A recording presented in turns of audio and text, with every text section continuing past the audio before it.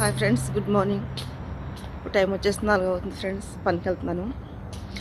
ఒక అతను కర్మ గురించి నేను వీడియో పెడితే ఒక అతను మంచిగా కామెంట్ పెట్టాడు. అంతేకాదు మా ఫ్రెండ్స్ కూడా అడుగుతున్నారు, నువ్వు ఎప్పుడు కూడా నీ మొహంలో నవ్వు ఉండదు, ఏడుస్తూనే ఉంటుంటావు, మనస్ఫూర్తిగా నవ్వవా నువ్వు అనేసి. ఫ్రెండ్స్, గుండెల్లో అంత బాధ పెట్టుకుని ఏ ఆడదైనా మనస్ఫూర్తిగా నవ్వగలదా చెప్పండి? ఎప్పుడు చూసినా సరే తన బిడ్డల గురించి, తన కుటుంబాల గురించి ఆలోచిస్తూ ఉంటుంది కదా. నేను కూడా అంతే. 20 సంవత్సరాల నుంచి గల్ఫ్ కంట్రీలో పనిచేస్తూ సుఖం దుఃఖం లేకుండా రూప కష్టపడి పంపించిన డబ్బులు 25 లక్షలు ముందలకు పెట్టి తను ఎంజాయ్ చేస్తూ కడుపున పెట్టిన బిడ్డలను రోడ్డు మీద వదిలేసిన వ్యక్తిని